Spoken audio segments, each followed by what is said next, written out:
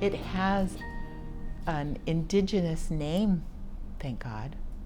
That was a wise move we made. My uncle's one of the last ones that remembers speaking the Nishanan language. He helped name Chapa-De, in a contest, and a lot of people I keep hearing, well, this person named Chapa-De, and this person said Chapa-De, this person, but they finally found a little a pay stub that they sent him a $50 check because I said, well, that's proof right there. It says Dalbert Castro, contest winner on it. From what I'm understanding, it just means that the trees that are coming up the bottom of the hill, that means like the chapa. Cha, tree, D, on, or by. Something about foothills, I think. It stands for foothills. Chapa-De, I'm told, was where the valley meets the foothills, but I understood it as where the valley meets the trees. In 77, we only had 3 dentists. It was only a dental clinic. And then in 79, they incorporated the medical department. And when they moved to DeWitt, they had 1 doctor, 1 FNP, and about 3 or 4 nurses. I don't want to say this, but Chapa-De was an ugly brown building on the corner over here in DeWitt, and it was brick, and it was very small. But once you got inside, it was nicer. But the outside was just horrible. And then they went from that to this beautiful building they have here. I mean, just a gorgeous building down here. You just think, how can Indians be coming to a building this nice, right? This is not an Indian building. This is somebody else's building. But then you get in, and it is an Indian building. It was the same people and same comfort. I like people to go in and see the artwork and stuff, and everything, and how the building is and how much they've progressed. In that beautiful big reception room at the Chapa-De on Atwood Road, and with me coming from Alaska and you seeing those big lodge poles, I just felt like I was at home for a little while. That's who we are as people. We represent ourselves through art, through stories.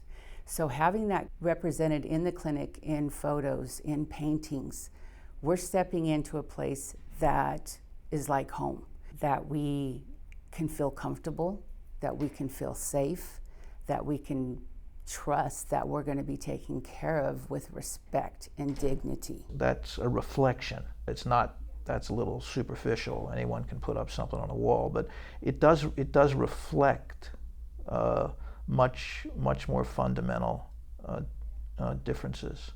And then you've got staff that are just dedicated to the Indian part of the clinic, really. Chapa-De's Native identity impacts the care that is provided because as Native people, we believe that we treat and take care of the whole person, mind, body, spirit, soul, and family included. Community, we're about community, and that's what Chapa-De is about, is community. When I first started working here, Carol Irvin called me into her office and I just said, Carol, what do you want me to do here? And she told me a little story about when she was a child growing up in Northern California and going to an Indian Health Service clinic up there. And her family would pull into the driveway and there was weeds growing all over and garbage and there was graffiti on the building, and she kept thinking, are they taking good care of us? And she told me, she goes, Sonny, I don't ever want our patients to feel like that. I took it to heart and I've carried it all these years, and I want that to reflect the minute they pull in the driveway and to feel the healing start there. There's there's kind of a cultural difference, and it's very significant. You see it all through the clinic. And then now it's opened up to not only just Native Americans, it's opened up to the public. There was a time when if it was an Indian clinic, it was seen as somehow a little bit maybe inferior or not quite right or something. I don't know that I want to go there. And when that went away, that was a source of pride. That, yeah, we founded this clinic. This clinic is an Indian-controlled clinic, and people want to come here. That was a way they could create more income to hire more doctors and stuff like that, create more services. So, we tribal people, we've benefited from that. So if it would have stayed just only with the small revenue stream of IHS or CRIB, it would have stayed real small. Well, that was under Carol Irvin. That was her concept of having a third party for an income stream. I was on the board when we hired this director, and she was dynamic. There was one saying that took me a long time to grasp and understand. She would always say, change is good. But you know how some of us really don't like change? It came, it happened, and it was good. It was a good change.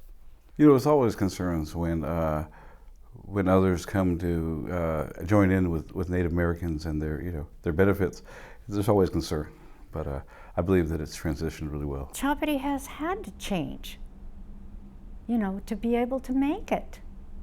And I understand that, but it was first for the Native people, always was first. And there's never been any attempt at all for non-Indians to play any role in the governance of this clinic. That would not fly. It's still controlled by the tribe that is now the board, and I think makes a huge effort to focus on care of Indian people. Everybody rejoiced and celebrated the fact that we were getting bigger and better, and you know, we could take care of more and more people. The program grew. It went from strength to strength. Now it's one of the most successful, if not the most successful one in the state. The Indian Health Service director was out here last week praising the clinic to the skies. It's sure a difference from the 70s when I first worked in Chapa-De as a 16, 17-year-old young man just getting summer work, you know, and thinking, you know, what the transportation was like, getting all the Native peoples in an old rickety van, because that's about all they could afford at the time for Indian health, and having what we have now. I mean, look at the facility that we have. It's just wonderful what we do. You know, a lot of it has to do with the people themselves. Chapa-De has quite a few holistic programs. Boy, I'm telling you, they have one of the best diabetic programs you've ever seen. Linda Horning was the manager of our diabetes department, and I said, well, you know, some of the other Indian Health Services have vegetable gardens. I think we should too. And of course, Carol Irvin was just all for it. She's like, yes, let's plant a vegetable garden. And Linda Horning would use those vegetables.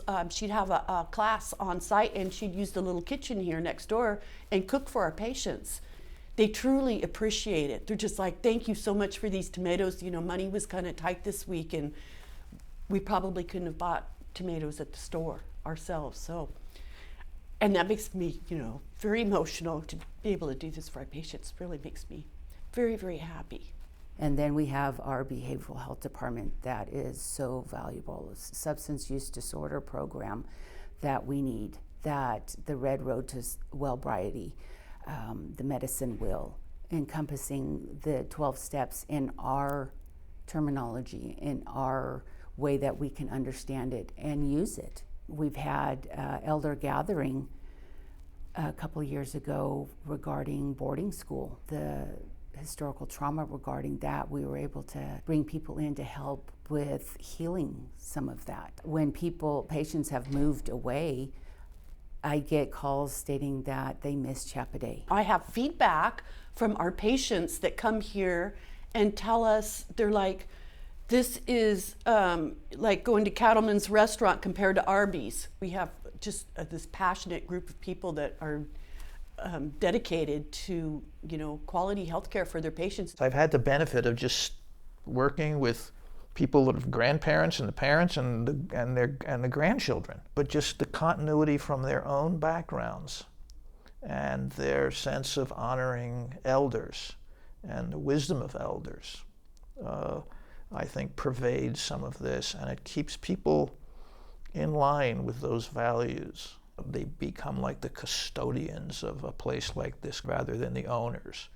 It's the opposite of like a private equity mentality. If we're going to make a lot of money and then we're going to turn it and get out of here and go into something else. It's the exact opposite of that mentality. It's This is ours. It's ours. It's going to be here forever. It's going to continue to grow. If it has problems, we're going to work them through. We'll figure it out. And our grandparents started it, and we're continuing it, and we want our children and grandchildren to continue it. So I think that continuum on the past and the present is a material difference from what you see in the non-Indian business world. It made you feel wanted. It made you feel like you belonged to something. Overall, it provided a safety net for the whole community. I feel it's A+.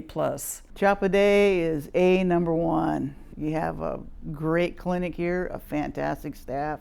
It's kind of ironic because we've really worked hard. I know that on the tribal end, we've really worked hard to get good medical care for our tribal members. And now I look at it and say, you know, they got the best health plan that you can imagine, but they're coming back to Chapa-De. And I have a contractor working for me right now on our ranch, and he came here the other day. He said it was the best experience that he's ever had. He said he felt at peace. He looked at the pictures. He said it was nothing like anything. And he said, I sit down with this doctor that was so personable, it was unreal.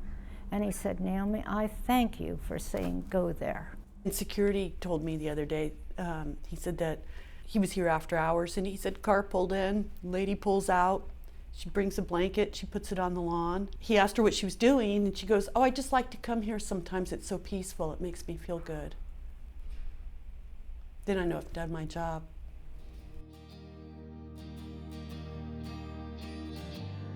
We represent all tribes.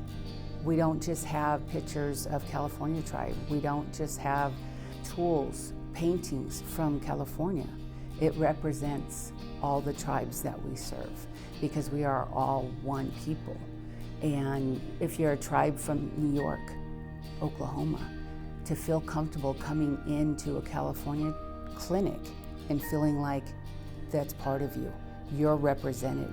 It's hard enough, stressful enough to come to the dentist, to come to the doctor, but be able to come in to where you have the roundhouse poles, you have the dancer pictures, you have animals, we have water. All the things that Native people honor, give thanks to, that are a part of us as people is represented here at Chapa-De. That part brings a little peace. You walk in the door and it's like, okay, I can do this. I can get through this.